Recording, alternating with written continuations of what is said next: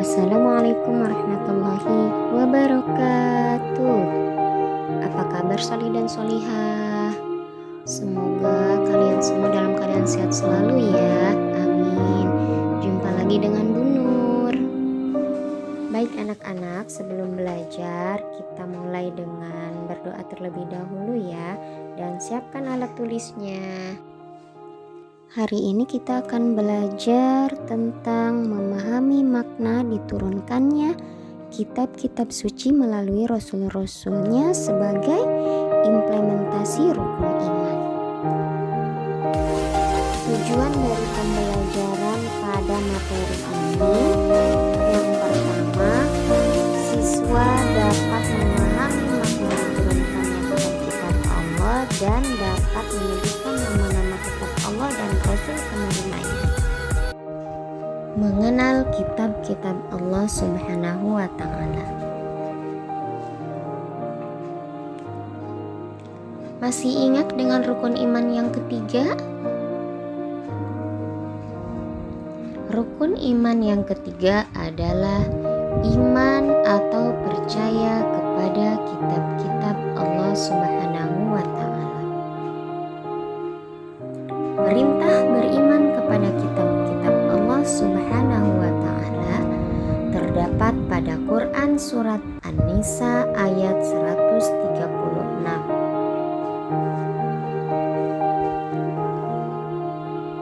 Allah Subhanahu wa Ta'ala menyuruh manusia beriman kepada kitab Al-Quran dan kepada kitab-kitab yang diturunkan kepada Rasul sebelumnya. Jika tidak beriman kepada kitab-kitab itu, maka orang itu tergolong orang yang sesat. Bagaimana cara beriman kepada kitab-kitab Allah Subhanahu wa Ta'ala?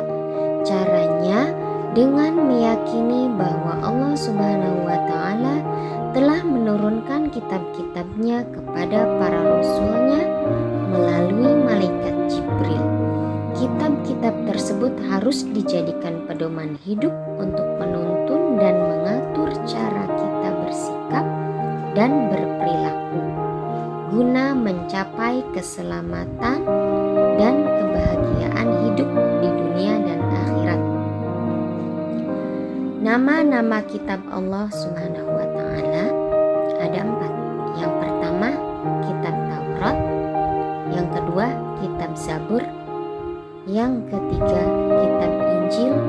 Dan yang keempat adalah kitab Al-Quran.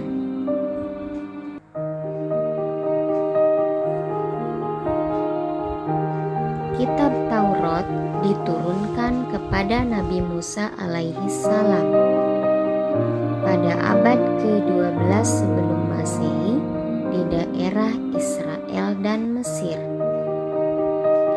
menggunakan bahasa Ibrani. Kitab Zabur diturunkan kepada Nabi Daud alaihi salam.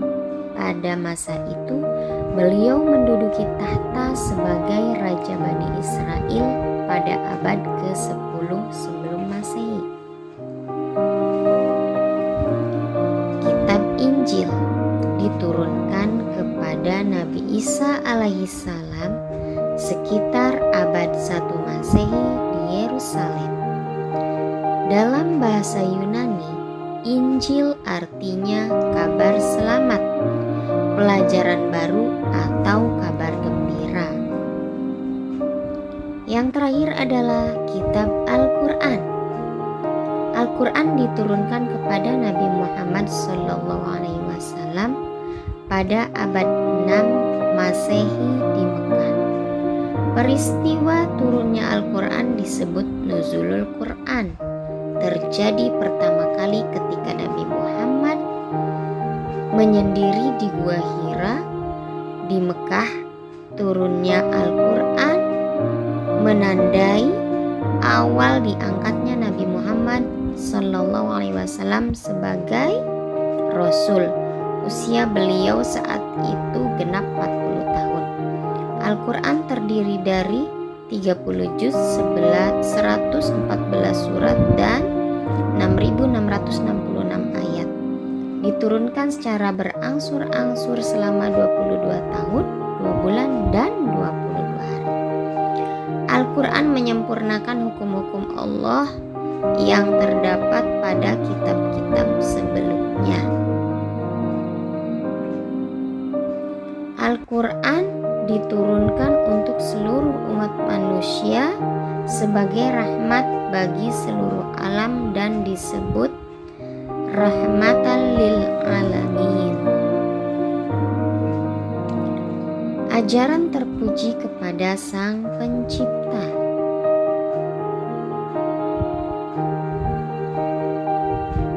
Seperti sholat, mengaji dan berdoa. Ajaran terpuji kepada manusia. Hidup rukun dan damai dengan sesama. Ajaran terpuji kepada hewan dan tumbuhan.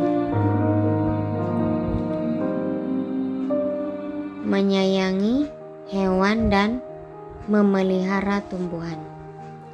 Ajaran terpuji kepada diri sendiri. Merawat diri sendiri sebaik mungkin.